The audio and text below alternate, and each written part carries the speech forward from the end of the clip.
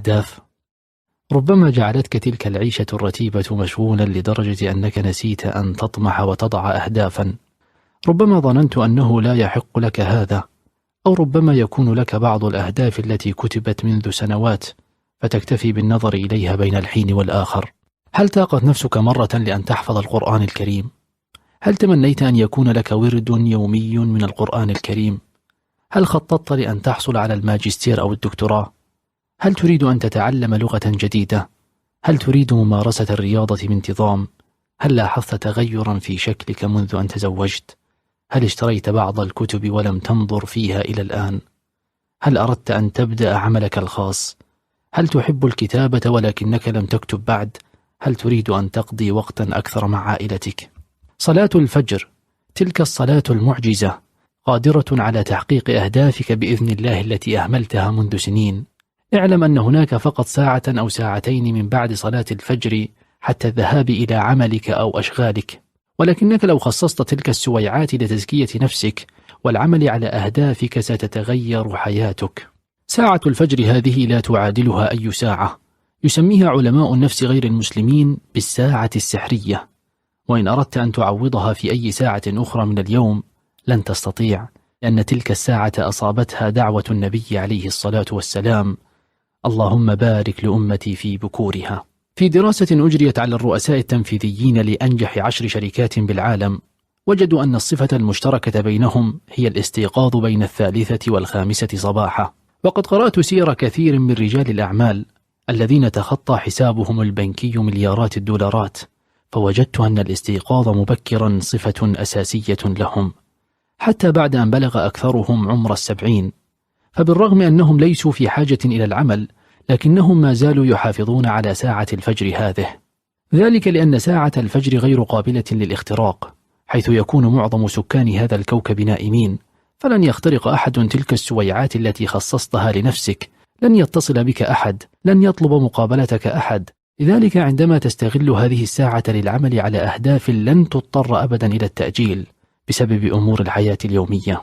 أعط الصباح فرصة، وانضم إلى أولئك القلة المتميزين الذين يبدأون يومهم قبل معظم سكان هذا الكوكب.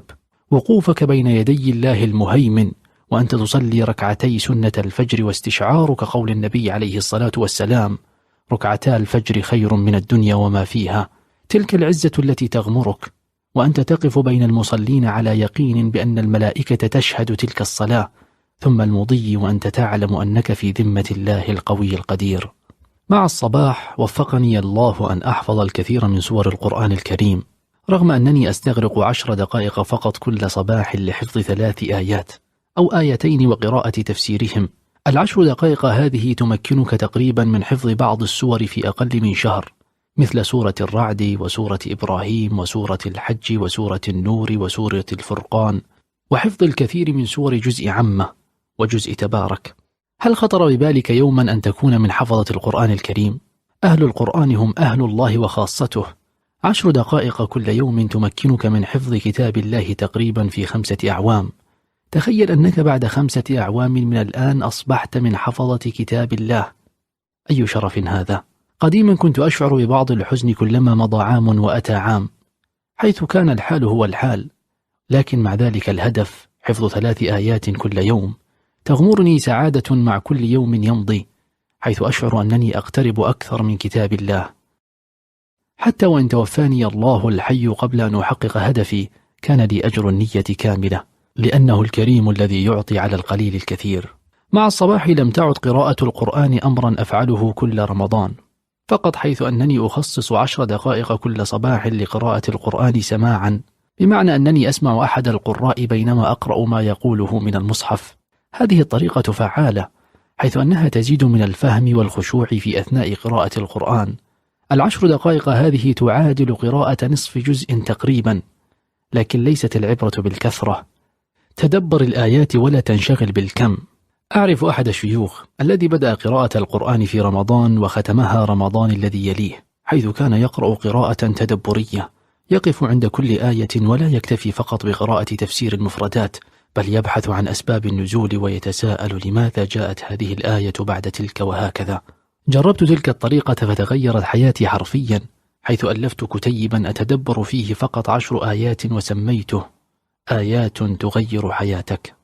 مع الصباح أصبحت أقرأ تقريبا 40 كتابا كل عام، بعد أن مضت سنون من عمري لم أتمكن فيها من قراءة بضع صفحات في كتاب. أقرأ ساعة كل صباح مقسمة إلى نصفين، أقرأ في كل نصف ساعة صفحات كتاب. أتقنت مجالات كنت لا أعرف ترجمة أسمائها. تقول الإحصائيات أن قراءة ساعة كل يوم تعادل درجة دكتوراه في السنة. هناك كتب لا تتعدى صفحاتها 200 صفحة، وضع كتابها فيها خبرات تزيد عن 50 عاما.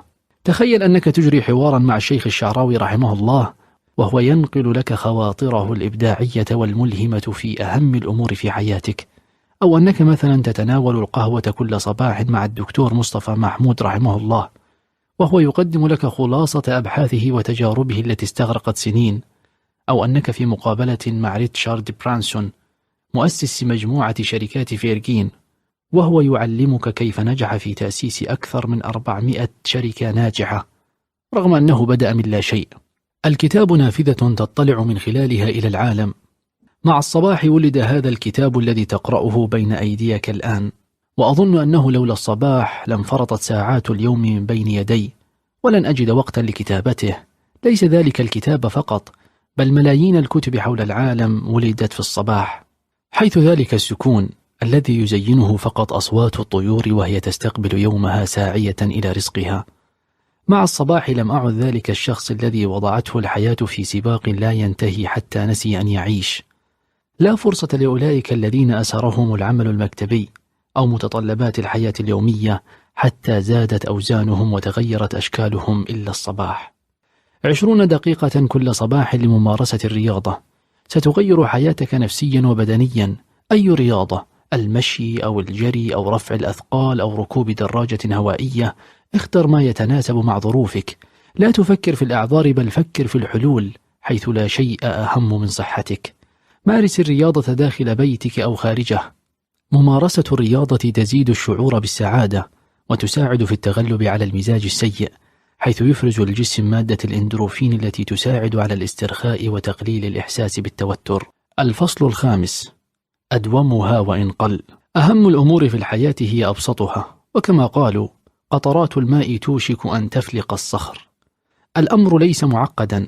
خصص ساعة كل صباح بعد صلاة الفجر وقسمها إلى 20 دقيقة 20 دقيقة 20 دقيقة.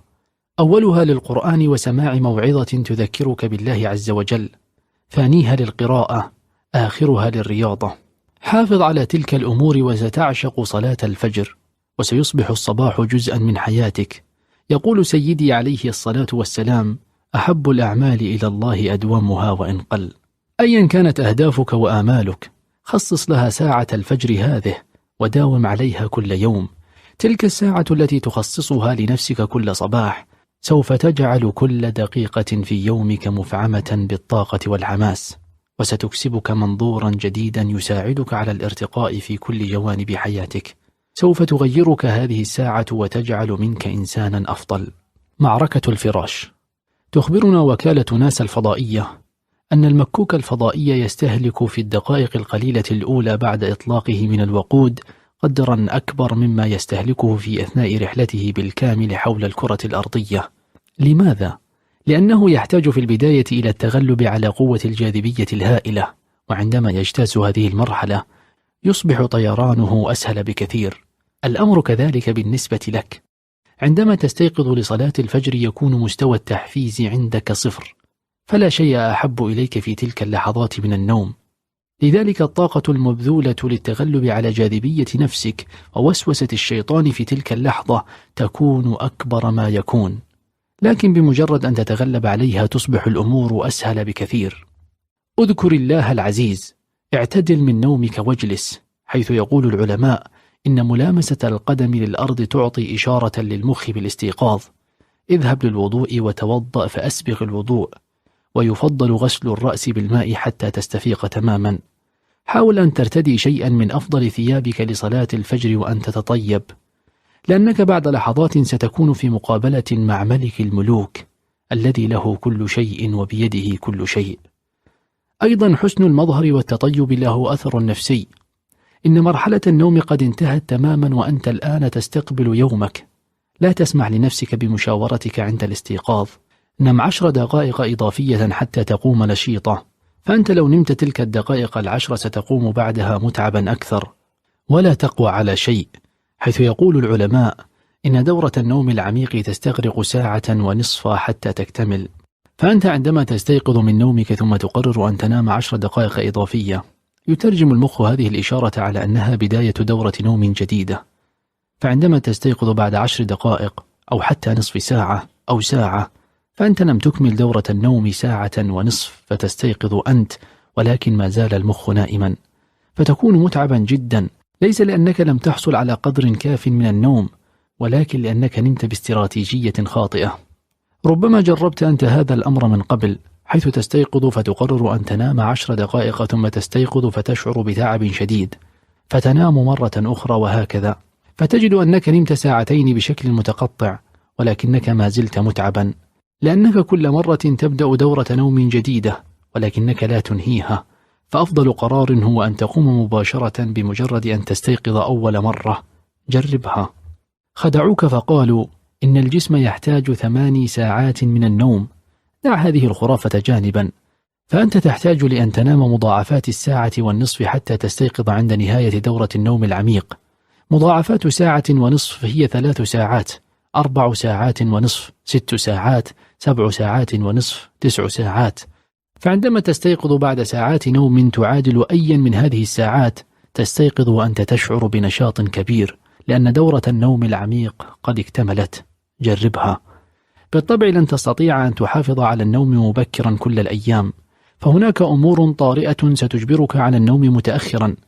عندما يحدث ذلك فلا تضيع صلاة الفجر، واستخدم طريقة مضاعفات 1.5 ساعة، فيمكنك أن تنام 3 ساعات أو 4.5 ساعات ثم تستيقظ لصلاة الفجر.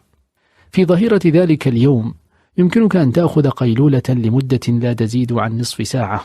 أنا أحيانا آخذ قيلولة لمدة 10 دقائق أو 20 دقيقة، وأشعر كأنني نمت ساعات طويلة، لأنني أستيقظ وما زال المخ في مرحلة النوم الخفيف. نصف ساعة.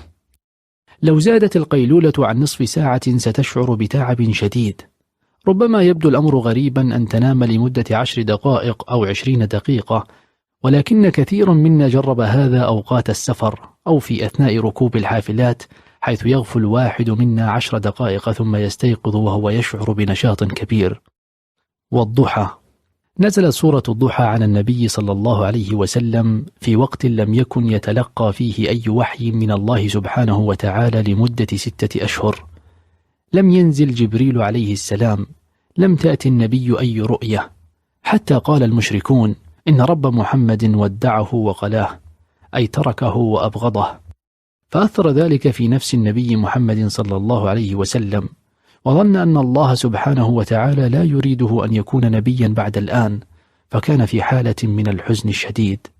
عندما أراد الله الرحيم أن يبشر النبي عليه الصلاة والسلام أنه لم يتركه ولم يبغضه كما زعم المشركون، وأراد الله عز وجل أن يقسم بشيء يحث على الإيجابية والتفاؤل والثقة بالله القدير، اختار الله الحكيم الضحى، وهو وقت بداية طلوع الشمس، فقال الله العليم: والضحى والليل إذا سجى ما ودعك ربك وما قلى.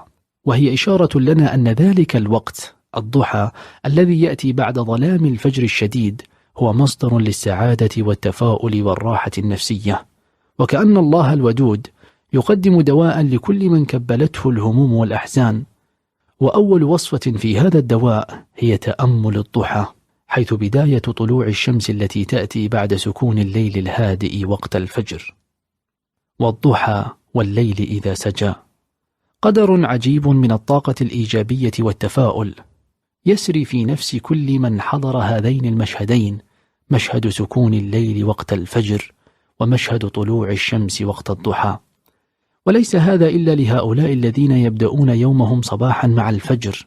وبينت الدراسة التي أعدها باحثون من جامعة تورنتو الكندية وأجروها على عينة شملت 735 متطوعا من الشباب وكبار السن، أن الأشخاص المحبين للسهر والذين يسمون بالليليين تتولد لديهم مشاعر التشاؤم، وكثيرا ما يكونون في حالة مزاجية سيئة مقارنة بنظائرهم الذين ينامون بالليل ويستيقظون مبكرا قبل طلوع الشمس، مما يجعلهم يتمتعون أيضا إلى جانب هذه الميزة النفسية بجهاز مناعي قوي.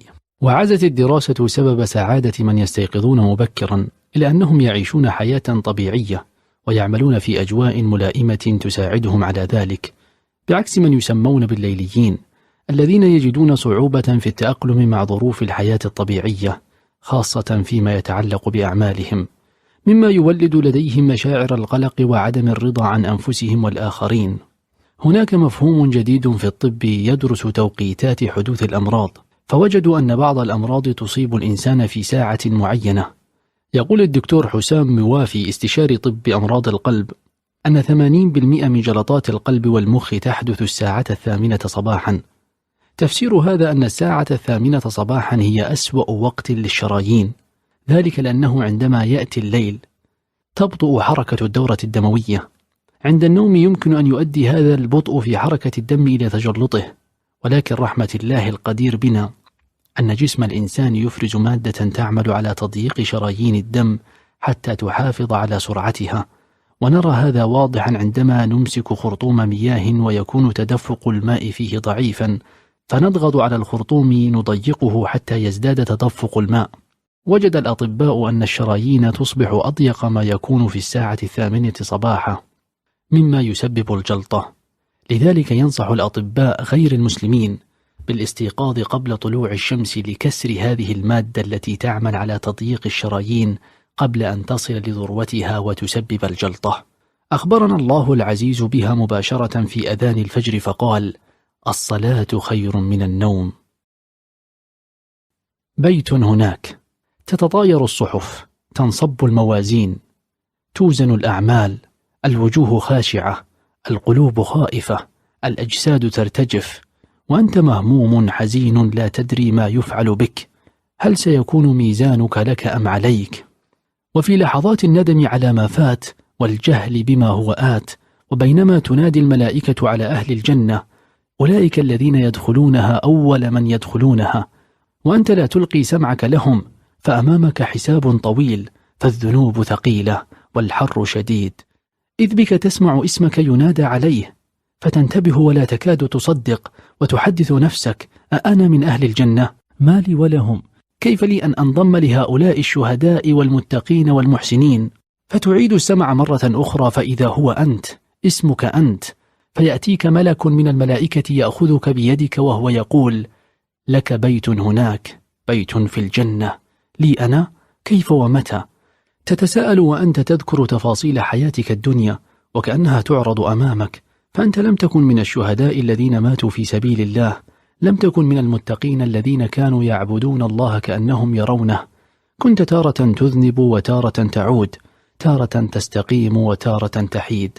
وبينما أنت غارق في أفكارك تستعيد ذكريات حياتك الدنيا، تنتبه وأنت أمام بيتك، بيت الجنة، فإذا هو لبنة من ذهب ولبنة من فضة، وبلاطه المسك الأذفر، وتربته الزعفران، وحصباؤه اللؤلؤ والياقوت والمرجان، لا تبلى فيه الثياب ولا يفنى فيه الشباب، مكتوب على بابه: السنن الرواتب.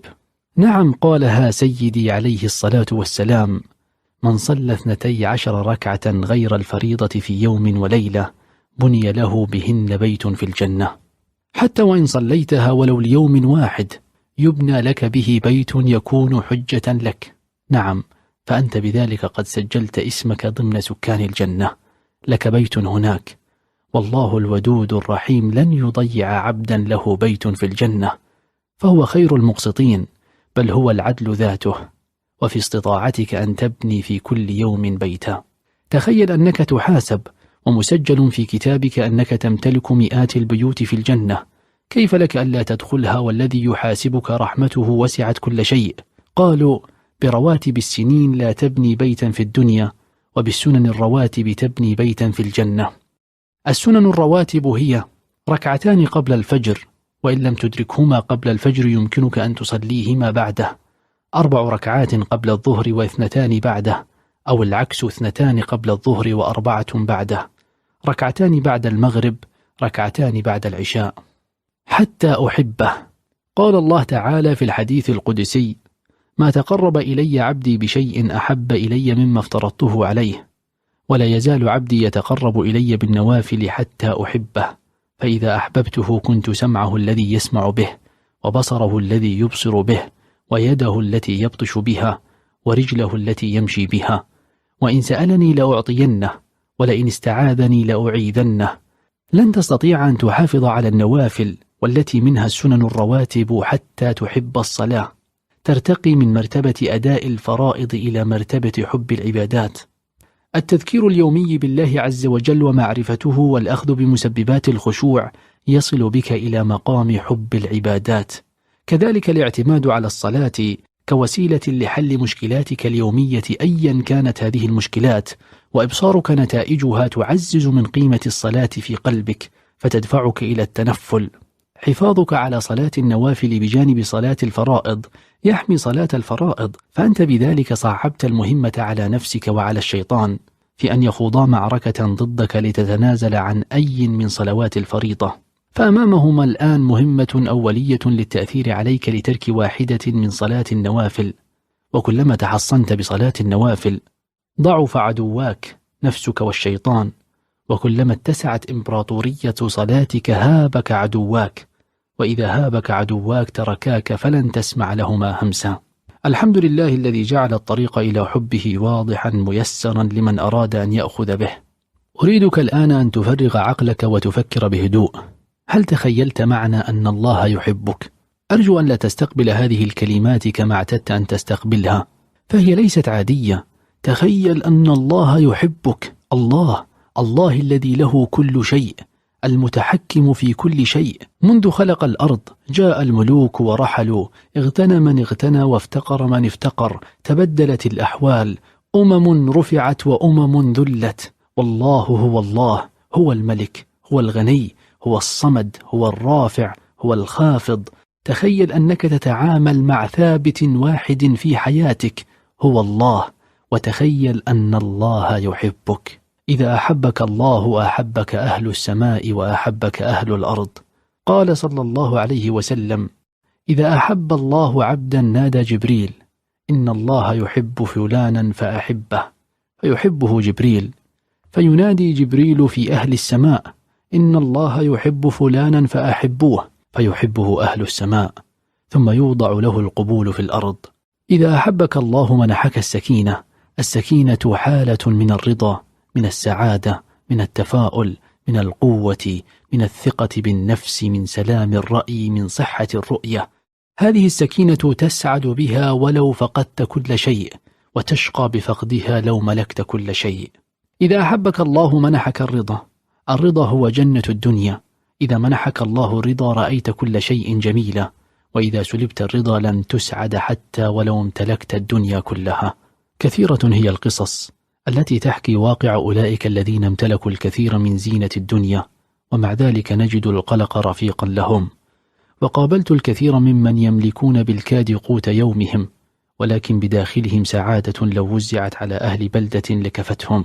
وأيضا قابلت القليل الذين امتلكوا كثيرا من زينة الدنيا مع الرضا فسعدوا وأسعدوا من حولهم.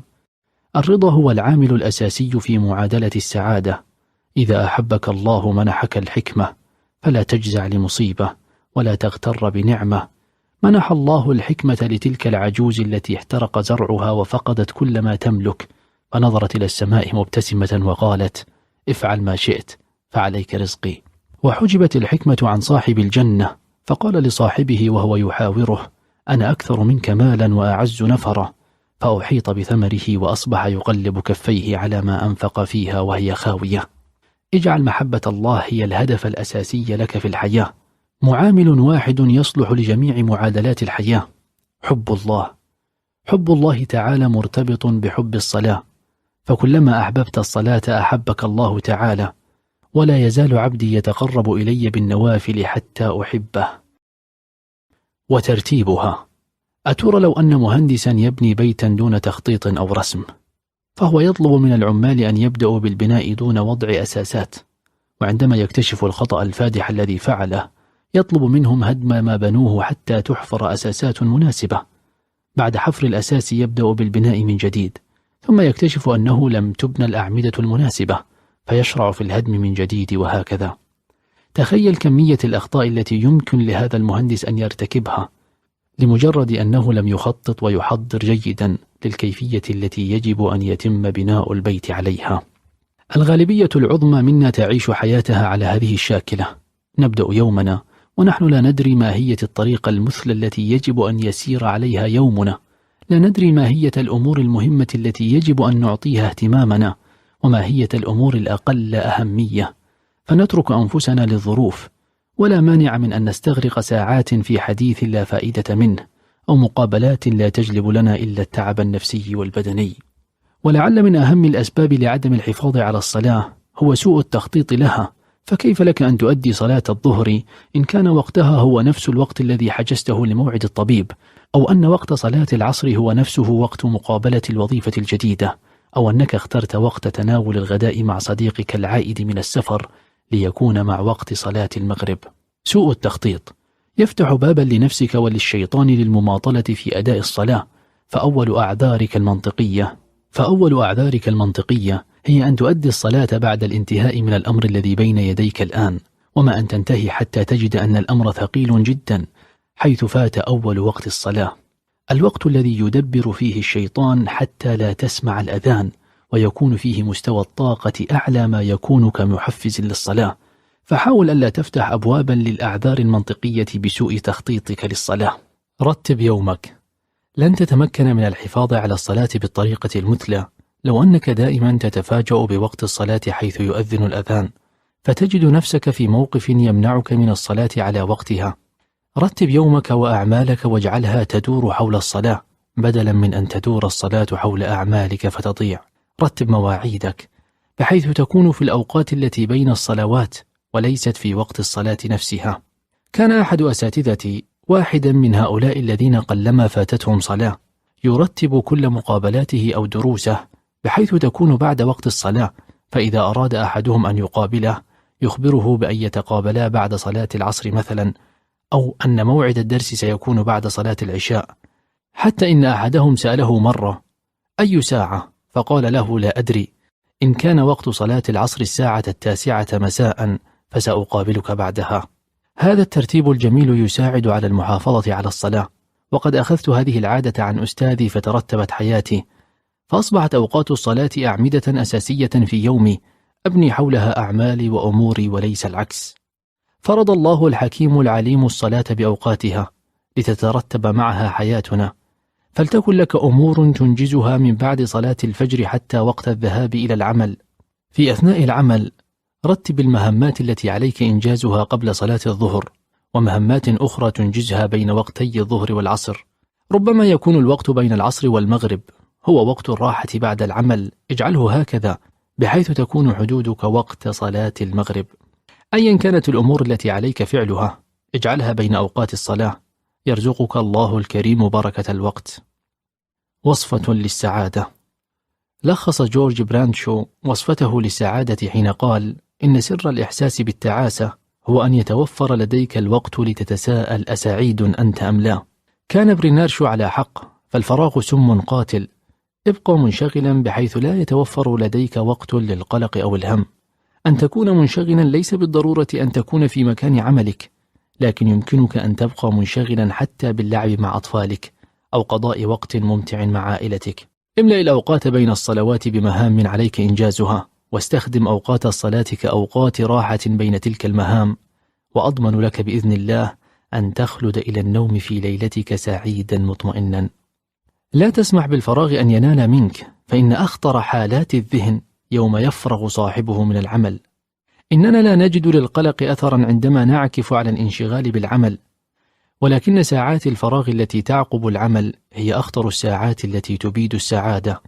يوم تجد في حياتك فراغا فتهيأ حينها للهم والحزن، فستهاجمك شياطين القلق وتفتح لك ملفات الماضي والمستقبل. استخدم الأطباء النفسيون الملحقون بجيوش الحرب هذا القانون البسيط. عندما كان يأتي إليهم الجنود الذين عصفت الحرب بأعصابهم، كانوا يشغلون هؤلاء الجنود المصابين بالانهيار العصبي بأحد أوجه النشاط كصيد السمك أو لعب الكرة أو ري الحدائق. هذا الانشغال لم يسمح لهم حتى بالتفكير فيما مر بهم من تجارب، وقد أصبح اسم العلاج الوظيفي يطلق الآن على ذلك الفرع من الطب النفسي الذي يصف العمل والانشغال كعلاج، حيث إن إحساسا بالاطمئنان والسلم النفسي يطغى على أعصاب الإنسان عندما يستغرق في العمل. وقد روى ريتشارد بيرز في كتابه وحيد كيف أن الانشغال بالعمل أنقذ حياته عندما عاش 5 أشهر وحيدة في خيمة في ثلوج القطب الجنوبي ليس معه أحد، وليس على بعد 100 ميل منه أي مخلوق من أي نوع.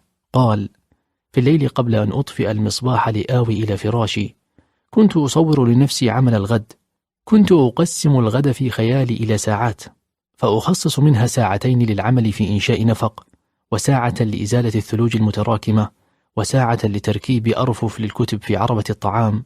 وبهذا كنت أقطع الوقت، وأحسب أنه لولا هذه الطريقة أو ما يشابهها لأصبحت أيامي بلا هدف ولا غاية، ولانتهت بهلاك محقق.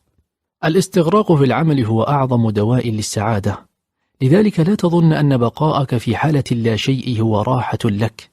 رتب يومك مع ترتيب الصلاة، املأ الأوقات بين الصلاة بحيث لا يتسع لك وقت للقلق والحزن، فلتحيا بالصلاة. جربها. حماقات ارتكبتها.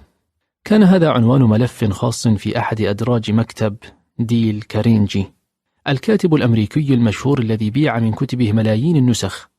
يقول كارينجي إنه يعد ملف حماقات ارتكبتها بمنزلة سجل واف للأخطاء والحماقات التي قام بها، فعندما يستخرج هذا الملف ويعيد قراءته يشعر بأنه قادر، مستعينا بعبر الماضي على مواجهة أصعب المشكلات وجعل المستقبل أفضل. لم يكن كارنيجي هو الوحيد الذي يستخدم آلية حماقات ارتكبتها لتحسين حياته وترك بصمة في هذا العالم. أيضا استخدم هذه الآلية جو جيرارد الذي دخل موسوعة جينيس كأفضل بائع في العالم، وهو مؤلف كتاب كيف تبيع أي شيء لأي إنسان. يقول جو جيرارد أن من أهم الأسباب التي جعلته أفضل رجل مبيعات في العالم هو التعلم من حماقاته، فقد كان يراجع باستمرار ملفات كل صفقاته الفاشلة حتى يصل إلى سبب فشل كل صفقة فيتعلم منه ويتفادى تكراره، مما جعله يحقق رقما قياسيا في عدد الصفقات الناجحة. ولعل من نافلة القول أن هذا التقدم العلمي والتكنولوجي الذي نعيشه الآن يرجع لآلية حماقات ارتكبتها. أترى كيف أنه ما كنا لنصنع تلك السيارات الحديثة التي تتمتع بكل وسائل الراحة لو لم نتعلم من حماقات صناعة أول سيارة التي كانت تبدو كقطعة حديد؟ بل كيف أنه ما كنا لنقلل حوادث الطائرات الكارثية بفضل من الله لو أننا لم نتعلم من حماقات الحوادث الماضية.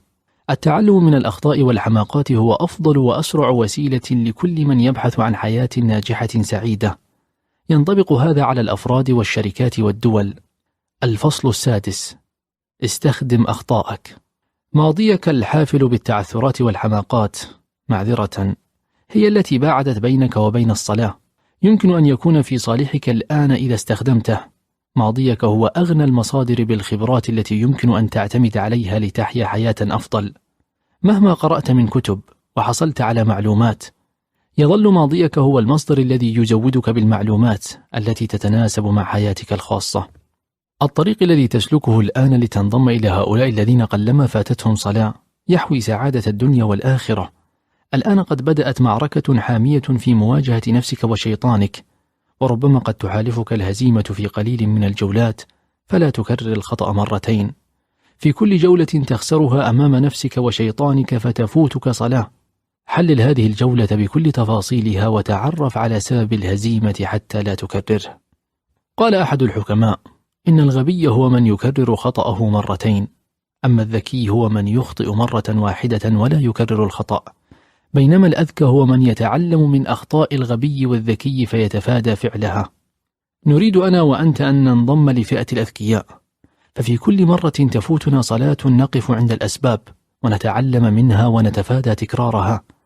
من خلال حديثي مع هؤلاء الذين قلما فاتتهم صلاة وجدتهم يستخدمون آلية حماقات ارتكبتها بشكل تلقائي، فأصبح لهم بعض العادات الثابتة التي تكونت بتراكم خبرات ماضيهم مع الصلاة.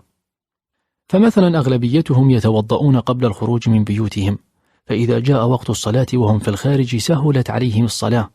هم بذلك منعوا شيطانهم من الوسوسة بشأن عملية الوضوء، فجميعنا نعلم أن الشيطان في هذه الحالة يصور لنا أنفسنا ونحن نخلع أحذيتنا وجواربنا وكأننا نخلع ضروسنا من الألم، وأن سراويلنا سوف تبتل وتصبح غير أنيقة قبل موعدنا المهم بعد الصلاة. ولا مانع لديه أن يصور لنا أحذيتنا وقد سرقت، أو أننا نسينا الساعة الأنيقة الغالية في المسجد وذهبنا. ففي أمر الوضوء فقط يستطيع الشيطان أن يوسوس لنا بمئات السيناريوهات التي تنتهي بنا أن نقرر الصلاة في البيت عندما نعود ونفوت الصلاة على وقتها. وأنا وأنت نعلم أنه بمجرد عودتنا للبيت سنواجه معركة أشد من التي كانت خارجه وستضيع الصلاة. لذلك فإن كل هؤلاء الذين نجحوا في الحفاظ على الصلاة يصلون بمجرد سماع الأذان كما ذكرنا، ولا يسمحون لأي عائق أيا كان أن يمنعهم من الصلاة في أول وقتها، فقد تعلموا أنه كلما تأخر وقت الصلاة ازدادت ثقلا. لذلك حاول جاهدا أن تكون مستعدا للصلاة قبل وقت الصلاة حتى لا تجد نفسك عليك سبيلا فتنساق لك. وهنا نذكر قاعدة مهمة في علم النفس تسمى قاعدة ال5 ثوان. تخبرنا هذه القاعدة أن الإنسان لديه فقط 5 ثوان ليضع القرارات الصغيرة اليومية في الفعل، أو أن تذهب هذه القرارات في صورة أفكار عابرة. فمثلا عند سماع المنبه صباحا، إن لم تقرر أن تستيقظ بوضع الجسم في حالة حركة خلال 5 ثواني سوف تكمل نومك. أيضا عقلك لديه 5 ثواني فقط ليقرر أن يحافظ على النظام الغذائي الذي وضعته لنفسك أم أن تلتهم قطعة الكيك التي أمامك. ينطبق الأمر أيضا على الصلاة. بمجرد سماع الأذان إن لم تضع جسمك في حالة حركة ذهابا إلى الوضوء أو المسجد خلال 5 ثواني فستبدأ معركة ضد نفسك والشيطان في المشاورة في أمر الصلاة. أيضا من الأمور التي تعلمت منها شخصيا وساعدتني بفضل الله في المحافظة على صلاة الفجر هي الاغتسال بماء بارد، الاستحمام بمجرد الاستيقاظ من النوم أيا كانت حالة الطقس، أو على الأقل غسل الرأس كاملا بماء بارد، فهذا يعمل على تنشيط الدورة الدموية في الجسم وبث النشاط فيه، فلا تستقبل يومك وما زالت حالة النعاس مسيطرة غالبا عليك. أيضا وجدت بعض هؤلاء الذين قلما فاتتهم صلاة يجعل وقت تناول الطعام بعد الصلاة وليس قبلها، فتلك الفئة كانت تشعر بثقل وكسل في حالة تناول الطعام قبل وقت الصلاة، فقرروا أن يجعلوا وقت تناول الطعام بعد وليس قبل. على الجانب الآخر وجدت فئة لا تستطيع الصلاة على النحو المتقن في حالة الجوع، فهم يفضلون تناول الطعام قبل وقت الصلاة حتى يزودوا بالطاقة. اختبر نفسك في هذا الأمر لتعرف من أي الفئتين أنت.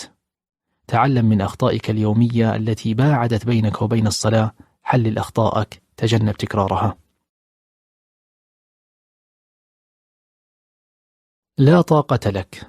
أيا كانت حالتك المزاجية أو الذهنية أو الجسدية، أيا كان ما تشعر به، تعب، كسل، نعاس، جوع، أو حتى الرغبة في فعل لا شيء، الحركة قادرة على أن تغير هذه الحالة تماما. هكذا يقول علماء النفس: الحركة تولد الطاقة. أن تقوم من مجلسك وتذهب للوضوء حيث يصافح الماء وجهك وأطرافك، ثم تخطو إلى المسجد ذهابا وإيابا، هذا العمل سوف يمدك بقدر من الطاقة، قادر على أن يبدد أي شعور سلبي ذهني أو جسدي تشعر به. لكن للأسف يظن الكثير ممن لا يصلون أن بقاءهم في حالة الراحة والاسترخاء سيغير من تلك المشاعر السلبية التي تمتلكهم، فيبقون في مجالسهم تحت حالة لا شيء ويعتذرون بأن مزاجهم سيء أو أنهم يشعرون بالتعب. الوضوء. عند الوضوء تحدث تغيرات كبيرة في أجسادنا، فعندما يمس الماء البارد أطراف الجسد كاليدين والقدمين والوجه يضيق شريان الدم فيها نتيجة انخفاض درجة حرارتهما، وبالتالي يزيد سريان الدم إلى هذه المناطق من الجسد لموازنة درجة الحرارة العامة. سريان الدم هذا يزيد من حيوية الأعصاب الموجودة في هذه المناطق، وبارتباط هذه الأعصاب بالعصب الرئيسي في المخ يجدد الإنسان نشاطه بعد الوضوء نتيجة لنشاط المخ.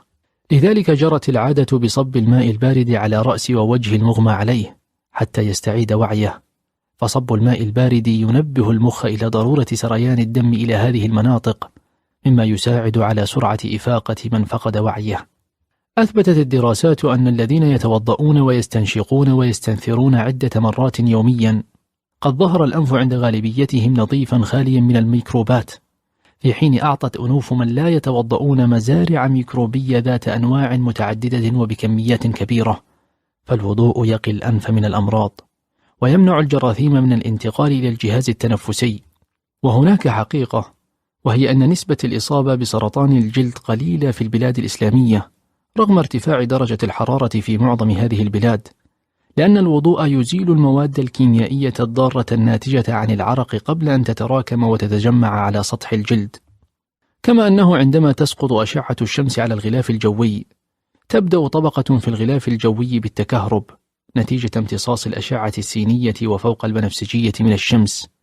هذه الطبقة تسمى الإينوسفير، التي تقوم بإسقاط شحنات كهربائية على الأرض، وتتأثر جميع الموجودات بهذه الشحنات الكهربائية حتى البشر. وفي تجربة ممتعة ومثيرة قام مقدم البرامج العلمية البريطاني ريتشارد هاموند بوضع دلو من البنزين داخل بيت خشبي صغير مغلق، ووضع داخل هذا البيت أحد أطراف سلك موصل للكهرباء، وعلى بعد مسافة كافية ارتدى أحد الأشخاص بدلة من الصوف ووقف داخل وعاء بلاستيكي. سأذكر لكم لاحقا الحكمة من الوعاء البلاستيكي. ثم قام بحك أطراف جسده بعضها ببعض لعدة دقائق، ثم لمس بإصبعه الطرف الآخر من السلك فانفجر البيت الخشبي، مما يعني أن جسده قام بتوليد شرارة كهربائية، والتي انتقلت عبر السلك إلى البيت الخشبي المعبأ برائحة البنزين فانفجر البيت. فأثبتت التجربة أن جسم الإنسان يحتوي على شحنات كهربائية، لذلك كانت الحكمة أن يأمرنا الله تعالى بأن نغسل أطراف الجسد أي نهايات الجسد عند الوضوء حتى نزيل هذه الشحنات الكهربائية الضارة، بالرغم من أن هناك مناطق أخرى يزيد فيها التعرق أو الغبار، ولكن جاء الأمر بغسل نهايات الجسد فقط، فالغرض الأساسي هو تجديد الطاقة بإزالة الشحنات الكهربائية الضارة.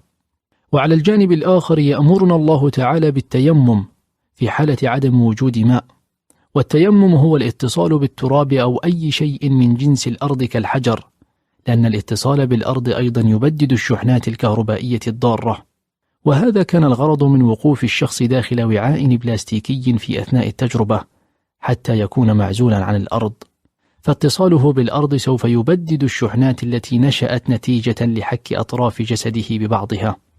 آمل أن تكون نظرتك تجاه الوضوء قد تغيرت، فالوضوء مصدر مهم وأساسي للطاقة، فعندما تشعر بالكسل أو التعب أو الرغبة في فعل لا شيء عليك بالوضوء. قبل أن تقوم بأي عمل مهم يحتاج التركيز عليك بالوضوء حتى في غير وقت الصلاة. يقول سيدنا عليه أفضل الصلاة والسلام: ما منكم من أحد يتوضأ فيسبغ الوضوء ثم يقول حين يفرغ من وضوئه: أشهد أن لا إله إلا الله وحده لا شريك له وأن محمدا عبده ورسوله، إلا فتحت له أبواب الجنة 8 يدخل من أيها شاء. المشي إلى المسجد. دعنا نفترض أن المسجد يبعد عن بيتك 3 دقائق مشيا، وأنك تستغرق 6 دقائق ذهابا وإيابا للصلاة. أن تصلي الصلوات ال5 في المسجد، هذا يعني أنك تستغرق كل يوم 30 دقيقة مشيا إلى ومن المسجد. دعنا نكشف أثر 30 دقيقة من المشي اليومي على حياتك. الخمول وفقدان الحس والتوتر شعور جسدي. عندما يتغير وضع جسدك بالحركة أو المشي تتغير الكيمياء الحيوية للجسد. فقد أشارت الأبحاث العلمية إلى أن عملية الاستنشاق والزفير التي يمارسها الشخص خلال المشي تسهم إلى حد كبير في الاسترخاء وتهدئة الأعصاب والتخفيف من الضغط النفسي. يمكن للمشي الاعتيادي أن يساعد في التخلص من الكوليسترول غير الصحي في الجسم، ويزيد من نسبة الكوليسترول الصحي الذي يحتاجه الجسم، وهذا بدوره يساعد في الحفاظ على الوزن الصحي. ويدعم الجسم باللياقة اللازمة، ويمكن أن يساعد في تحسين المزاج أيضا. المشي يسهم في تعزيز فيتامين د في الدم، مما يقلل من خطر الإصابة بأمراض القلب والأوعية الدموية. المشي يعمل على تحريك العضلات الكبرى في الجسم كعضلات الفخذين وأوتار الركبة، فضلا عن عضلات الساق والقدمين، وأن تحريك هذه العضلات يساعد في توزيع الدم في الجسم بشكل أفضل، ويحسن من نظام تزويد الأكسجين، ويزيد من قدرة القلب والشرايين على التحمل، ويحافظ على صحة العظام، ويحد من السمنة، ويقلل فرص الإصابة بمرض السكري. حفاظك على المشي 30 دقيقة يوميا موزعة على الصلوات الخمس له أثر بالغ في الحفاظ على صحتك على المدى البعيد، كما أنه مصدر متجدد للطاقة على مدار اليوم.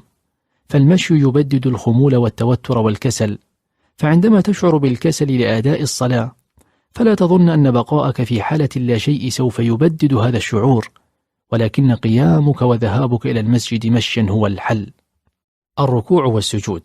عندما تصلي فأنت تقوم بعملية الركوع، وهي ميل الجذع إلى الأمام 17 مرة على الأقل، وعملية السجود وهي ضخ الدم إلى الرأس 34 مرة على الأقل.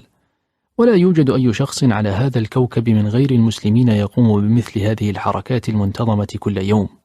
أثبتت دراسة تخصصية لحركات صلاة المسلمين، القيام، الركوع، السجود، على 188 شخصا، أن الحفاظ على أداء الصلاة يقلل من الإصابة بآلام أسفل الظهر والانزلاقات الغضروفية.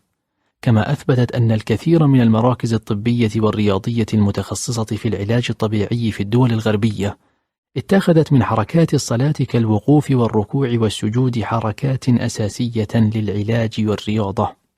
وأضافت الدراسة أن تكرار هذه الحركات لعدة مرات يوميا يصل بالأصحاء إلى ما يسمى طبيا اللياقة العالية، ويساعد مرضى السمنة والسكر والضغط على الشفاء وتنظيم العمليات البيولوجية للجسم. ويفيد الكثير من عضلات الجسد كعضلات الوجه والعين والفم واللسان والعضلات الداخلية للمعدة والأمعاء والرئتين، حيث تزداد حركتهما.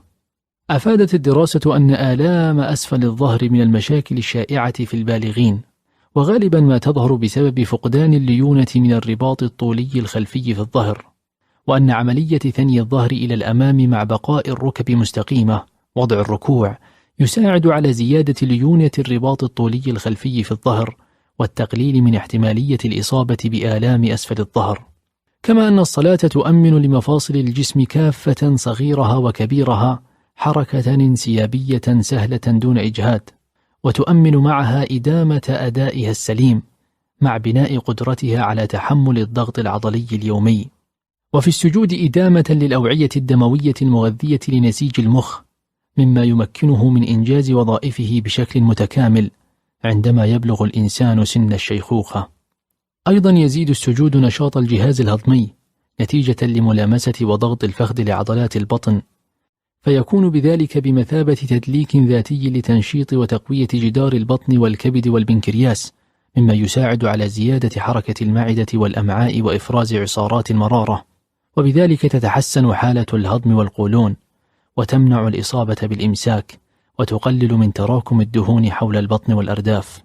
وبذلك يعد السجود من أروع وأعظم تدريبات اليوغا التي استحدث من السجود أحد أوضاع تدريباتها.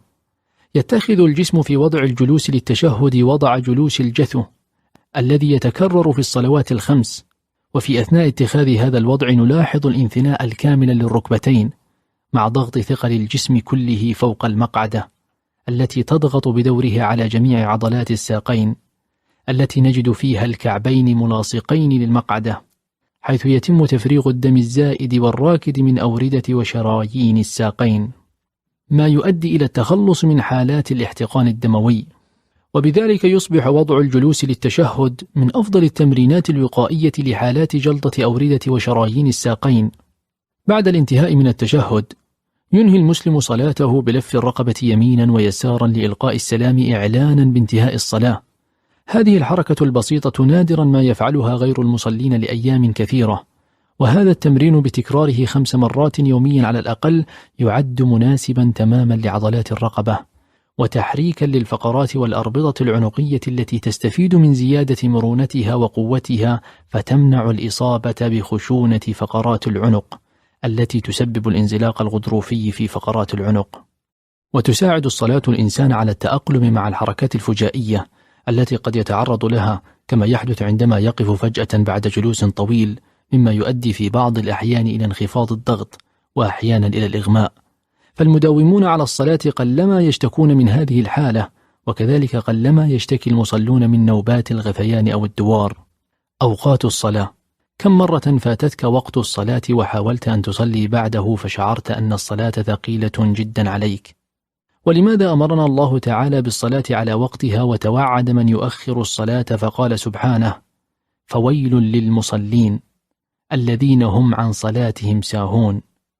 لم يقل الله تعالى الذين هم في صلاتهم ساهون، بل قال سبحانه عن صلاتهم ساهون، أي أن السهو المقصود هنا هو سهو عن الصلاة بتأخير وقتها حتى يأتي وقت الصلاة التي بعدها. فما السر في أوقات الصلاة الثابتة وضرورة الالتزام بها؟ توصل البروفيسور الألماني كنوت فايفر إلى تقنيات يمكنها رؤية الطاقة المنبعثة من الموجودات وخاصة جسم الإنسان. وفي دراسة خاصة عن صلاة المسلمين اكتشف أن المصلي بخشوع يحصل على قدر كبير من الطاقة الروحية بعد كل صلاة، وذلك بتصوير انبعاث الطاقة منه قبل وبعد الصلاة. ونجد الحكمة في أن صلاة المسلمين تصلى 5 مرات في اليوم والليلة هي بمثابة إعادة شحن للطاقة الروحية للإنسان على مدار اليوم، وإمداد مستمر للسلام الداخلي وصفاء النفس لمواجهة أتعاب وأعمال الحياة اليومية. كما قال أحد الصالحين: تكبر الدنيا وتكبر ثم تكبر حتى تأتي الصلاة فتعيدها إلى قدرها. والعجيب أن أوقات الصلاة تزداد فيها معدلات الطاقة حتى تبلغ قمتها في وقت الصلاة مع الأذان، وتبدأ بالهبوط التدريجي حتى يأتي وقت الصلاة التالية فيبلغ معدل الطاقة قمته مرة أخرى. ويوجد ترابط كبير بين أوقات الصلاة والهرمونات الطبيعية التي يفرزها الجسم في أوقات الصلاة المختلفة. لذلك نحن نشعر بثقل الصلاة إذا فات وقتها، والحل هو أن نستغل مقدار الطاقة العالي المنبعث خلال أوقات الصلاة ونصلي الصلاة على وقتها. وهذا واحد من أهم أسرار هؤلاء الذين قلما فاتتهم صلاة، فهم حريصون على أداء الصلاة في أول وقتها بمجرد سماع الأذان. فوقت الصلاة المحدد بما يحمله من طاقة عالية بمنزلة الدافع القوي الذي ييسر الحفاظ على الصلاة. لا تقبل أي أعذار تخدعك بأنك ستصلي بعد فوات أول وقت للصلاة. هذه الأعذار بمثابة قبلة الموت من إبليس قبل أن يفر هاربا.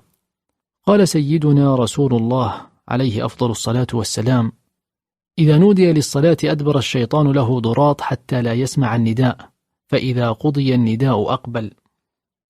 لذلك يحاول إبليس بكل ما أوتي أن يجعلك فقط تؤخر الصلاة حتى ينتهي الأذان، لأنه يدبر وقته. عرفت فالزم. صغائر العادات.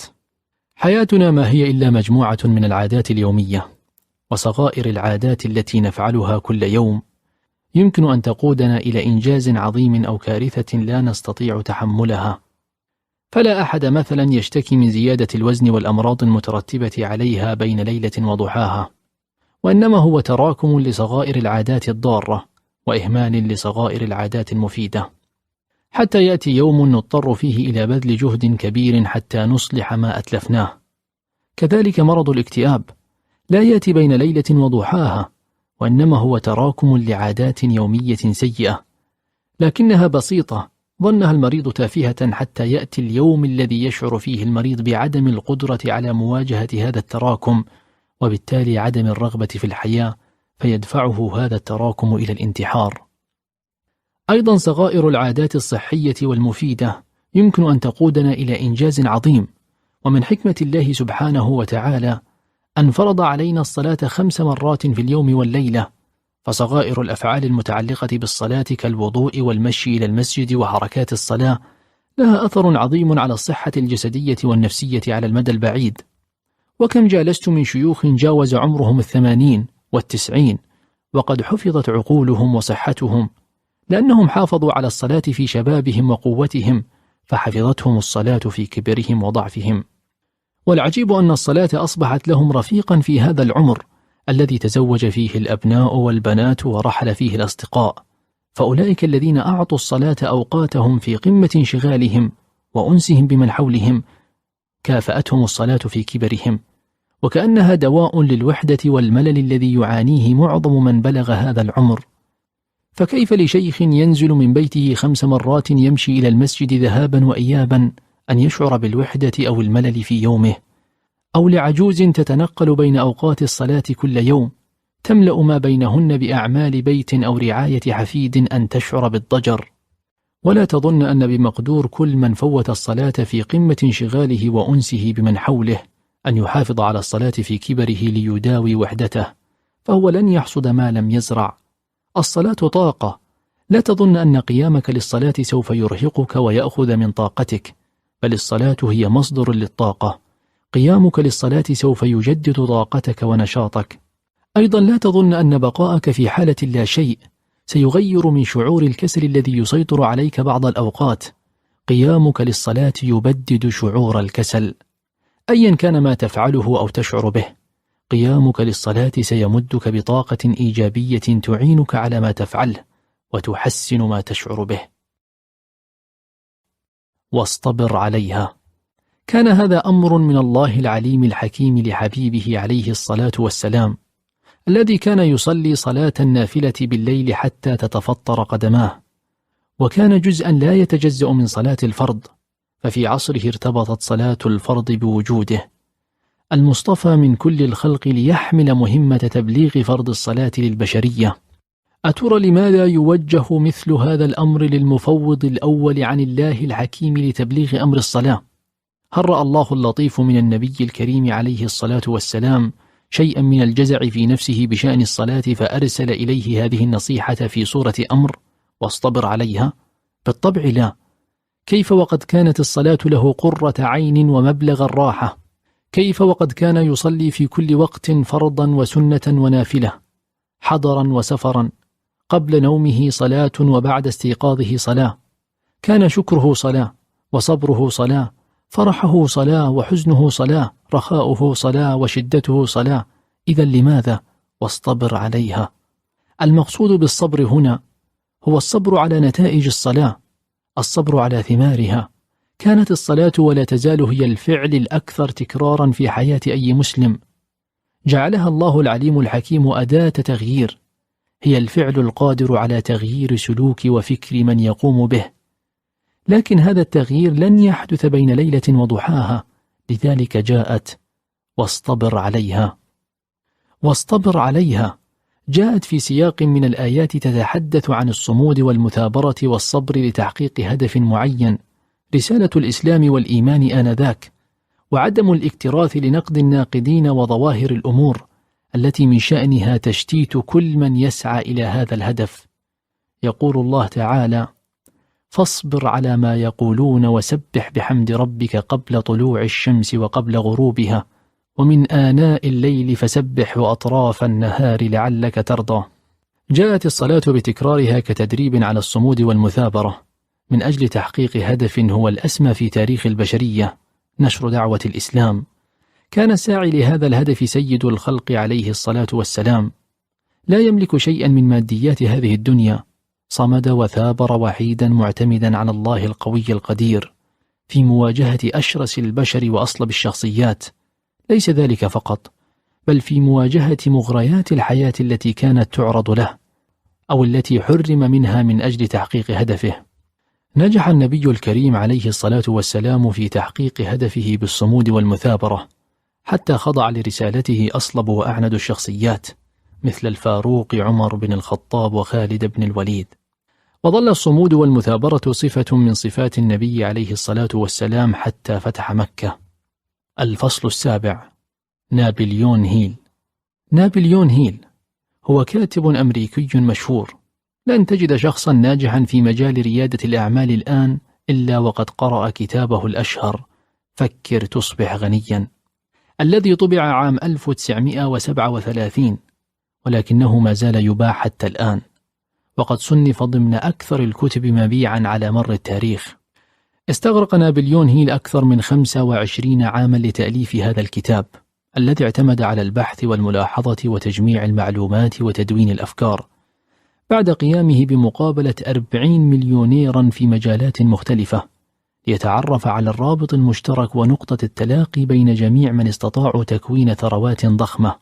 ففي بدايات القرن العشرين كلف الملياردير الأسكتلندي الأصل أندرو كارينجي الكاتب الصحفي الشاب نابليون هيل بأن يقوم بعقد مقابلات مع عدد كبير من المليونيرات في ذلك الوقت، وكان على رأسهم أندرو كارينجي نفسه، لكي يتعرف على أسرارهم وينشرها في كتاب، حيث أن جميع هؤلاء المليونيرات قد بدأوا من الصفر، ولم يكن للصدفة أو الحظ دور في تكوين ثرواتهم.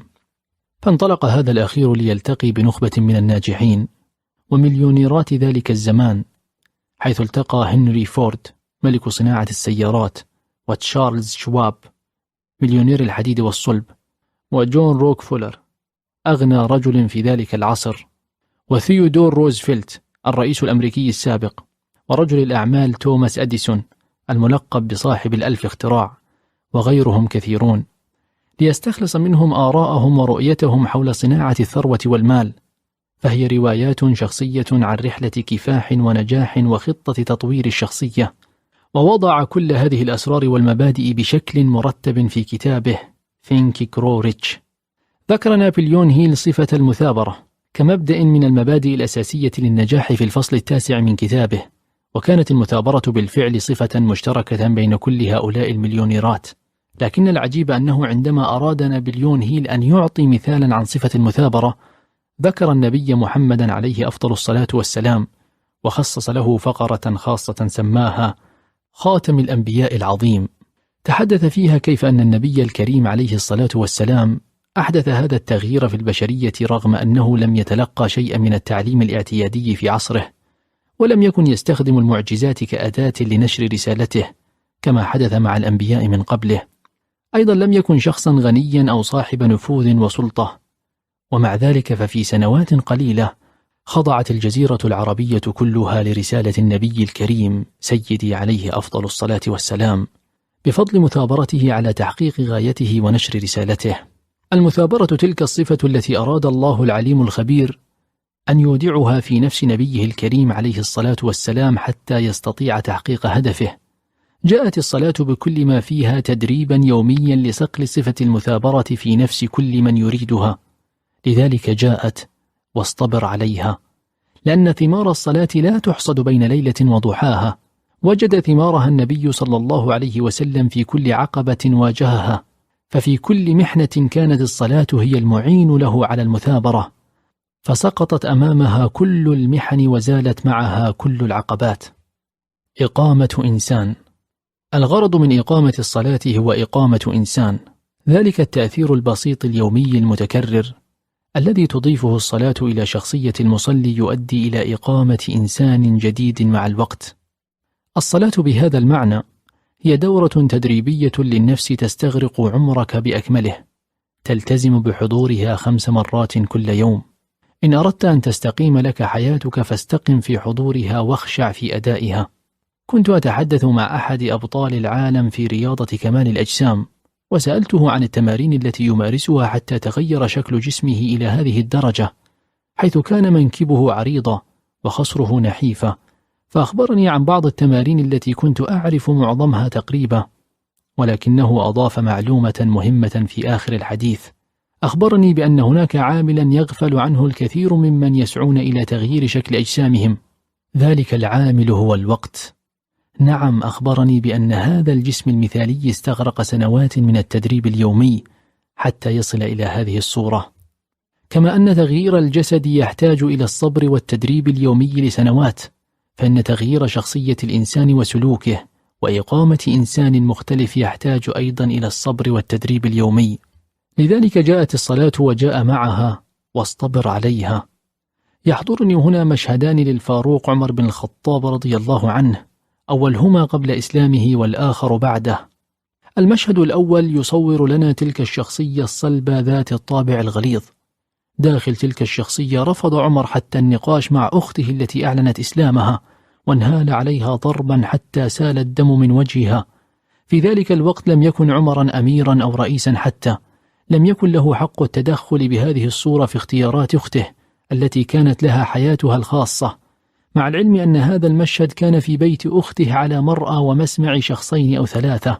في المشهد الآخر يقف أمير المؤمنين عمر رئيس أقوى دولة في ذلك الزمان على منبر رسول الله صلى الله عليه وسلم، مخاطبا المسلمين في مسألة تتعلق بمهور النساء، فتقاطعه امرأة على مرأى ومسمع من حضور المسلمين وتعدل عليه رأيه، فيصمت الفاروق رضي الله عنه، بالرغم من أن مقاطعة الخطيب ليست من الأدب ولا تجوز، وكان يحق لعمر أن يسكت هذه المرأة إن أراد، ولكنه قال أمام حضور المسلمين: أصابت امرأة وأخطأ عمر، كل الناس أفقه منك يا عمر، بين المشهدين نرى ثمرة واصطبر عليها واضحة جلية.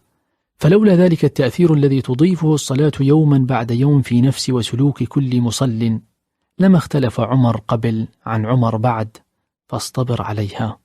ينبغي لنا أن نأخذ الفاروق عمر بن الخطاب نموذجا لما يجب أن تفعله الصلاة بنا، فقد استطاع الفاروق أن يجعل من الصلاة وسيلة لتغيير العالم، لقد وعاها وفهمها كما يجب أن تكون، لذلك فقد كانت إقامته للصلاة مختلفة تماما عن تصوراتنا للصلاة، فقد انتقل بصلاته ليربطها بالواقع، ليطابقها مع الهدف الذي عزم على تحقيقه وهو تغيير الواقع.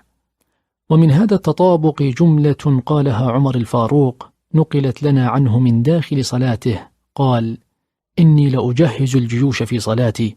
كانت صلاته تمده بتلك الطاقة حتى تجعله يرتقي بنفسه أولا، ومن ثم يرتقي بالواقع فيغيره، فقد كان يعرف وهو يقيم الصلاة أن مهمته تحويل القيم من صلاته إلى واقع يعيشه العالم.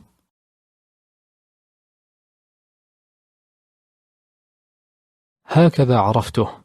ماذا لو أن الشخص المسؤول عن المكان الذي تعمل فيه، مالكه أو مديره، هو شخص شديد القرابة منك، بل يحبك حبا شديدا، لك عنده معزة خاصة، وجاء أحد العاملين أو الموظفين في هذا المكان ووجه إليك تهديدا من نوع ما، مثلا أنه سوف يعزلك من عملك.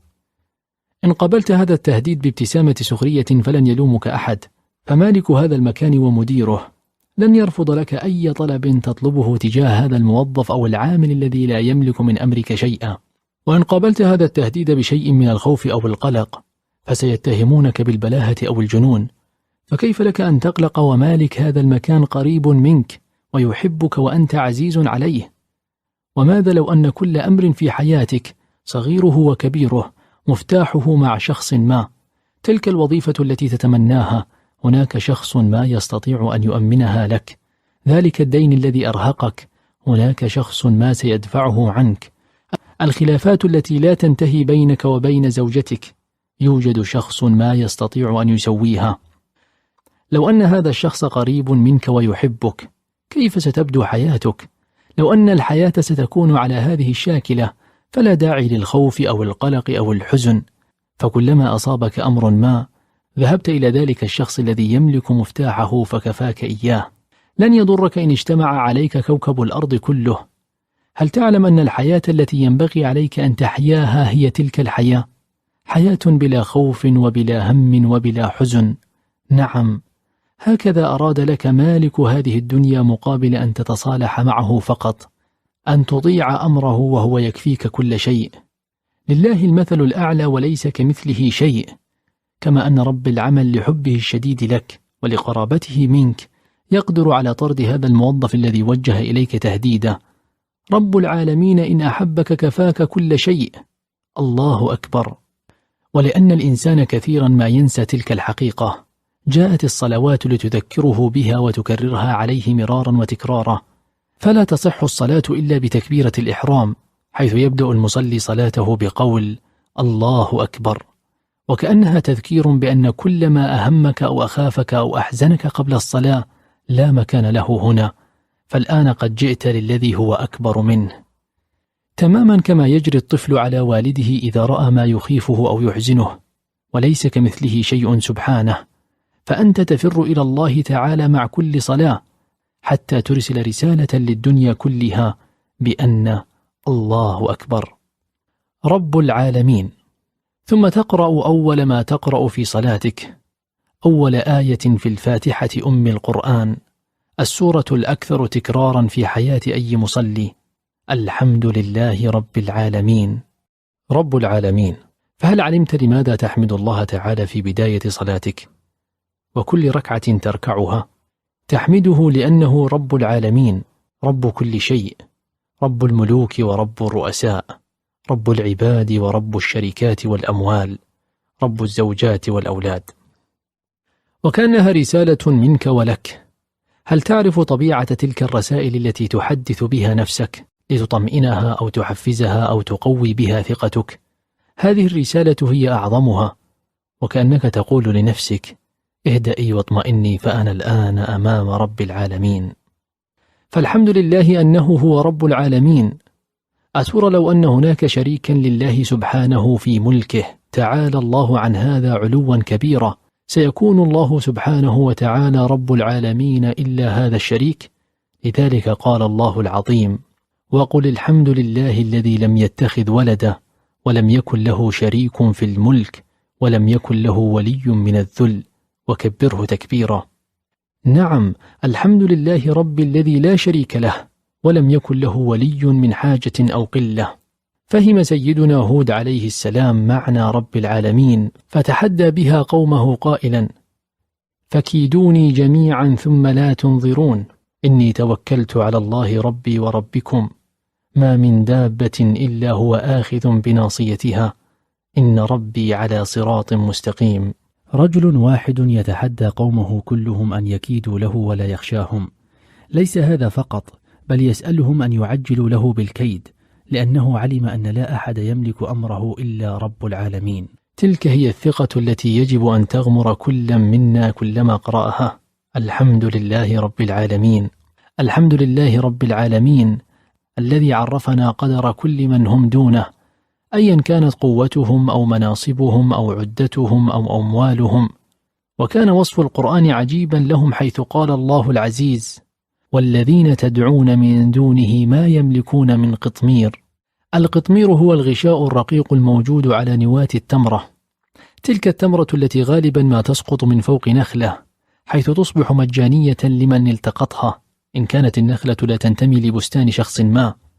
يصف الله العزيز كل ما ندعوه من دونه أيا كان هو بأنه ما يملك حتى هذا القطمير الذي لا يكاد يرى حول نواة تمرة. لا يشك من يحملها أنها ملكه ملكية تامة. وما يدعو للتأمل هو استخدام لفظ ما للنفي وليس لفظ لا.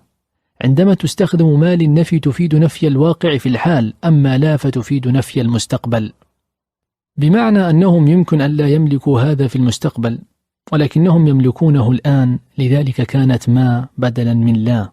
فقل الحمد لله رب العالمين. فمثلا لو سألتك أن تقترض مالا من فلان الذي يجلس بجانبك وأنت تعلم أنه فقير معدم، فستقول: فلان ما يملك المال، أي أنه لا يملك شيئا الآن، نفي في الحال. لذلك إذا حدثتك نفسك بأن تسأل فلانا لأنك تراه الآن يملك منصبا أو مالا أو سلطانا، فرب العالمين يخبرك أنه ما يملك من هذا شيئا، فالحمد لله رب العالمين. ضرب لك مثلا حتى تعرف كيف تحيا تلك الحياة بطمأنينة وسكينة، فقال تعالى في سورة النحل: ضرب الله مثلا عبدا مملوكا لا يقدر على شيء ومن رزقناه منا رزقا حسنا فهو ينفق منه سرا وجهرا هل يستوون. العبد المملوك الذي لا يقدر على شيء هو أي عبد لله تعالى في هذه الدنيا أيا كان منصبه، رئيس أعظم دولة أو مدير أغنى شركة أو قائد أقوى جيش.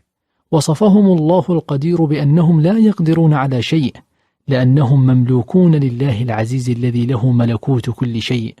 فكيف لك أن تساوي بين هؤلاء العبيد المملوكين وبين مالكهم وربهم القادر على كل شيء؟ حكاية الدنيا.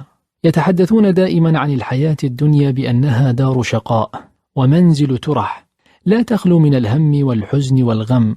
نعم هي كذلك، وهكذا خلقت، ولكنهم لم ينقلوا لك الصورة كاملة، لم يكملوا لك حكاية هذه الدنيا. ما لم يخبروك به هو أن رب هذه الدنيا والمهيمن على كل شيء فيها قال لك: إن الإنسان خلق هلوعا، إذا مسه الشر جزوعا، وإذا مسه الخير منوعا، إلا المصلين الذين هم على صلاتهم دائمون. نعم هي الدنيا بها ما بها من الهلع والجزع والكبر، بها ما بها من الهم والحزن والخوف، لكن إن كنت من المصلين المحافظين على الصلاة كما أرادها رب العالمين فأنت مستثنى من هذا كله. هكذا أخبرنا خالق هذه الحياة الدنيا، ولا أحد أعلم منه سبحانه. ما لم يخبروك به هو أن رب هذه الدنيا وخالق كل شيء فيها أرسل رسالة استفهامية تقريرية لكل نفس على وشك أن تنسحب أو تيأس أو تجزع في معركتها مع هذه الدنيا إذا عصفت بهم مصائبها، فقال القدير: أمن جعل الأرض قرارا وجعل خلالها أنهارا وجعل لها رواسي وجعل بين البحرين حاجزا أإله مع الله بل أكثرهم لا يعلمون. أمن جعل الأرض قرارا، من أقر هذه الأرض التي تمشي فوقها فجعلها مستقرة مطمئنة لبلايين السنين، قادر على أن يربط على قلبك ويغمرك بطمأنينة تكفيك لمواجهة أحزان هذه الدنيا كلها. وإذا ربط الله القوي المتين على قلبك فما يضرك.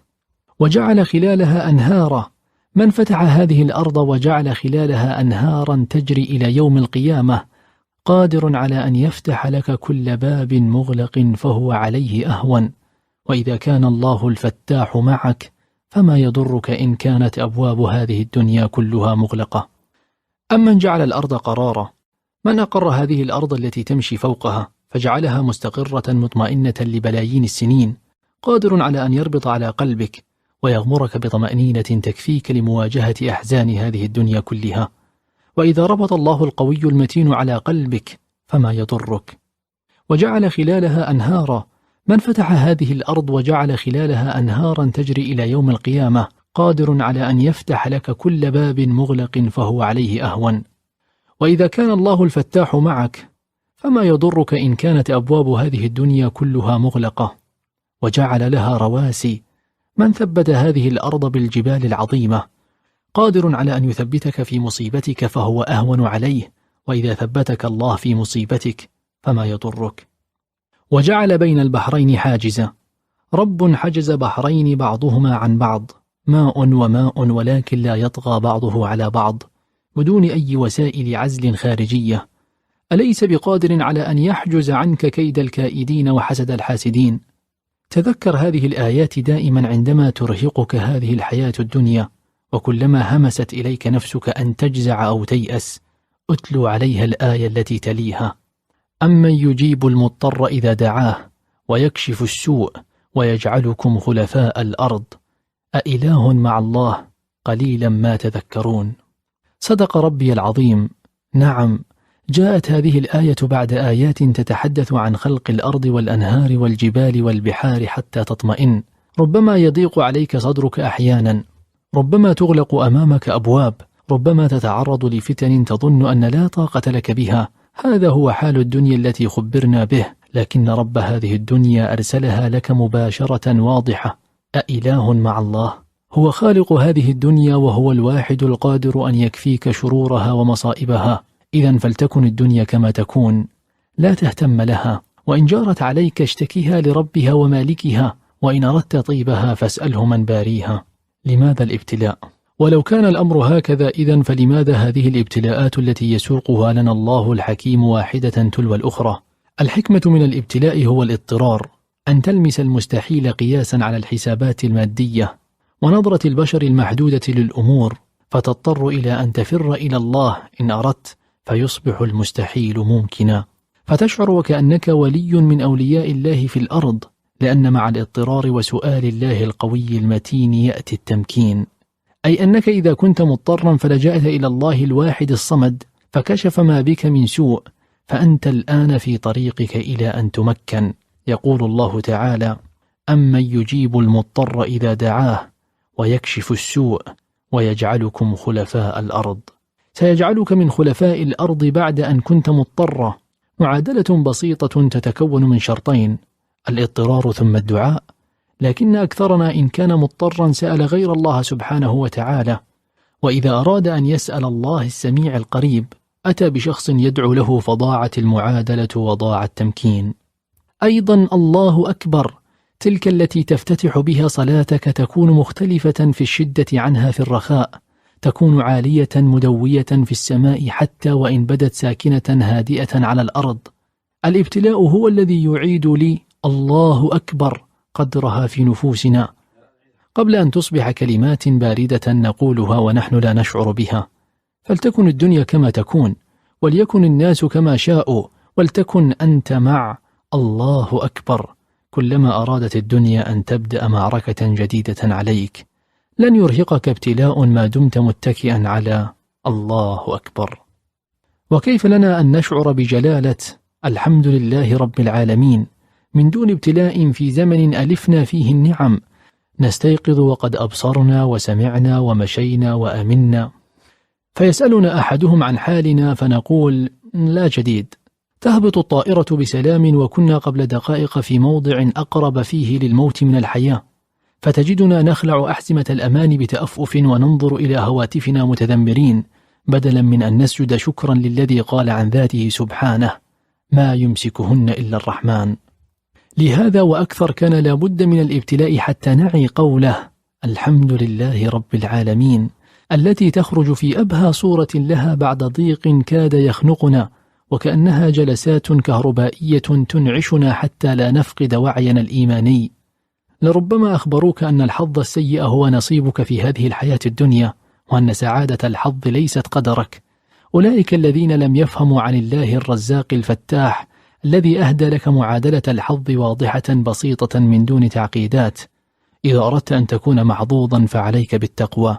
دع كل ما أخبروك به عن الحظ، واسمع من العليم الخبير قوله: ومن يتق الله يجعل له مخرجا ويرزقه من حيث لا يحتسب. اعبد الله كأنك تراه تكن محظوظا موفقا. هكذا وعدك خالق هذه الدنيا، وزوال هذه الدنيا أهون على خالقها من ألا يحقق وعده لك، فهو يشفين.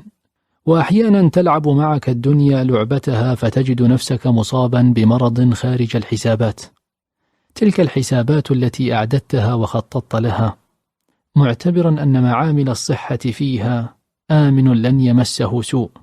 نعم، هكذا خبرنا عن هذه الحياة الدنيا ومفاجآتها غير السارة لنا. لكن مالك هذه الدنيا والمهيمن على كل شيء فيها أخبرنا على لسان خليله إبراهيم عليه السلام: وإذا مرضت فهو يشفين. فلتكن الدنيا كما تكون بغلظتها وقسوتها، ولتكن أنت مع هذا الذي بيده شفاؤك، مع الرحيم الودود الشكور الحميد اللطيف القدير. يخبرنا الشيخ الطبيب عبد المحسن الأحمد أن امرأة عمرها 42 سنة دخلت عمليات القلب تمشي على قدميها، تبصر تسمع تنطق، لكن توقف قلبها وسط العملية فجأة فأنعشها الأطباء.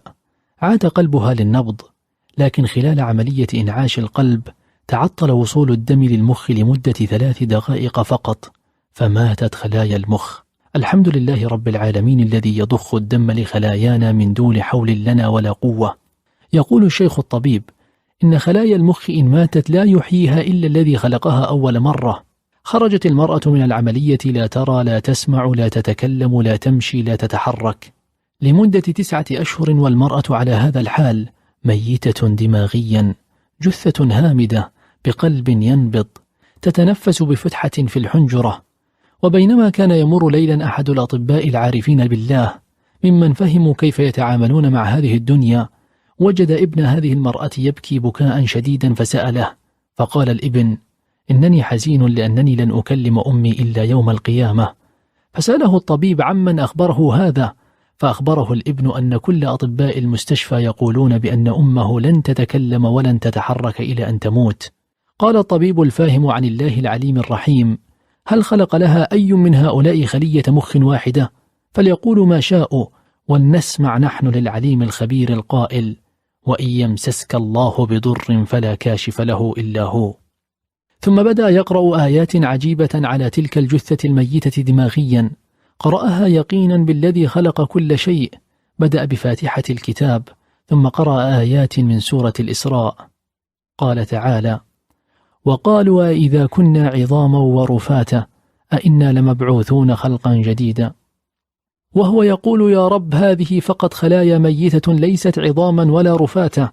ثم أكمل رد الله الباري على هؤلاء الذين يشككون في البعث فقرأ: قل كونوا حجارة أو حديدا أو خلقا مما يكبر في صدوركم. يقول الله العظيم: حتى لو كنتم شيئا لا ينتمي لخلقة البشر كالحجر والحديد، بل تخيلوا أي شيء تظنون أنه مستحيل على قياسكم أن يبعث بشرا، وكأنها رسالة للأطباء الذين قالوا بأن خلايا مخ تلك المرأة ستظل ميتة. قال تعالى: فسيقولون من يعيدنا قل الذي فطركم أول مرة فسينغضون إليك رؤوسهم ويقولون متى هو قل عسى أن يكون قريبا. قرأها وهو يستبشر بعسى أن يكون قريبا. ثم قرأ آيات أخرى من سورة الروم: ومن آياته أن تقوم السماء والأرض بأمره ثم إذا دعاكم دعوة من الأرض إذا أنتم تخرجون. قرأها وهو يقول: سبحانك ربي، تقوم السماء والأرض كلها بأمرك، ألا تقوم هذه المريضة؟ قال تعالى: وهو الذي يبدأ الخلق ثم يعيده وهو أهون عليه وله المثل الأعلى في السماوات والأرض وهو العزيز الحكيم. قرأها وهو يناجي ربه: يا رب، لا أسألك الخلق كله، يا رب أسألك خلايا هذه المسكينة. ثم قرأ آيات من سورة البقرة: ألم تر إلى الذين خرجوا من ديارهم وهم ألوف حذر الموت فقال لهم الله موتوا ثم أحياهم. قرأها وهو يقول: يا رب أسألك أن تحيي هذه المرأة الميتة دماغيا. قال تعالى: أو كالذي مر على قرية وهي خاوية على عروشها قال أنى يحيي هذه الله بعد موتها فأماته الله 100 عام ثم بعثه قال كم لبثت؟ قال لبثت يوما أو بعض يوم. قال بل لبثت 100 عام فانظر إلى طعامك وشرابك لم يتسنه وانظر إلى حمارك ولنجعلك آية للناس وانظر إلى العظام كيف ننشزها ثم نكسوها لحما فلما تبين له قال أعلم أن الله على كل شيء قدير. قرأها وهو ينظر للأشعة المقطعية لخلايا تلك المرأة وكيف أن خلايا المخ بدأ وكأنها خاوية على عروشها. قرأها وهو يقول: يا رب أمت الرجل 100 عام ثم أحييته، هذه الخلايا ميتة 9 أشهر فقط يا رب. قرأها وهو يقول: يا رب قال الطب بأن الخلايا ستظل ميتة إلى يوم القيامة لكنك على كل شيء قدير، كيف ننشزها ثم نكسوها لحما، وهو يتخيل أن الله القدير يحيي هذه الخلايا. قرأ هذه الآية ثم نادى على تلك المرأة فهزت رأسها، طلب منها تحريك أطرافها ففعلت، ثم فتحت عيونها فانكب ابنها يقبل قدميها بينما تصيح الممرضة غير المسلمة. والقصة موثقة في مركز الأمير سلطان لأمراض الجراحة في القلب في المستشفى العسكري بالرياض. أعيدها عليك فلتكن الدنيا كما تكون ولتكن أنت مع الله الذي هو على كل شيء قدير فعال لما يريد. أن يحكم عليك بالقتل قبل أن تولد. حدث هذا وما زال يحدث في دور تتفنن فيه هذه الدنيا بفرض قساوتها، حيث يرى أحد الملوك مهووسين الحكم رؤية تنبئه بزوال ملكه على يد رجل يولد في عصره فيأمر بقتل كل مولود ذكر. أترى كيف كان حال أمهات تلك الفترة؟ ليس غريبا على هذه الدنيا فهذا ما عرفناه من طباعها. أيضا ليس غريبا على الله القوي سبحانه وتعالى أن يسقط مخططات الدنيا كلها فهو مالكها بل وهو خالقها. ربما كان أهون على أمهات تلك الفترة أن يقتلن بدلا من أطفالهن، فشعور الخوف تملك منهن لا محالة، مساوية بين قتلهن أو قتل أطفالهن، لكن مرارة الحزن والأسى زادت في الثانية فجعلت الأولى أهون، وفي كل حالة نادرة من الذعر والخوف. كان هذا مصير طفل لم يولد بعد، كان هذا مخطط الدنيا له الذي بدا وكأنه لا مفر منه، حتى دخل معامل جديد في الحسابات، هذا المعامل قادر على أن يقلب أي مخططات أينما وجد. حب الله. أحب الله القوي هذا الطفل، وقد علمت كيف يحبك أنت أيضا، فتغير كل شيء. نعم، هو طفل لا حول له ولا قوة، وكذلك أمه امرأة ضعيفة لم تشف بعد من ولادته، لكن ليس المهم من هو أو من يكون، لكن المهم من معه، فهو الآن معه الله القوي المتين. كان قلب أم موسى عليها السلام يهلع كلما صرخ أو بكى، وكانت تحاول أن تسكته بشتى الطرق، فالتفاتة واحدة من جنود فرعون تنهي حياة طفلها. سيطر هذا الهلع والخوف على قلب أم موسى عليها السلام، حتى جاءت رسالة من الحي القيوم الذي يعلم كل شيء وله كل شيء. ماذا كانت تحوي هذه الرسالة؟ كانت تحوي نوعا من التحدي يفوق قدرات استيعاب البشر، رسالة تأمرها أن تلقي بابنها في البحر إذا اشتد خوفها عليه، ذلك البحر الذي يخشاه الرجال الأقوياء الأشداء، الذي ربما يخشاه جنود فرعون أنفسهم. سيلقى فيه طفل رضيع لا حول له ولا قوة، وكأن الرسالة هي: لا يهم من أنت، لكن المهم من معك. قال تعالى: وأوحينا إلى أم موسى أن ارضعيه، فإذا خفت عليه فألقيه في اليم ولا تخافي ولا تحزني، إنا رادوه إليك وجاعلوه من المرسلين. ونرى هنا قانون الاضطرار يعيد نفسه.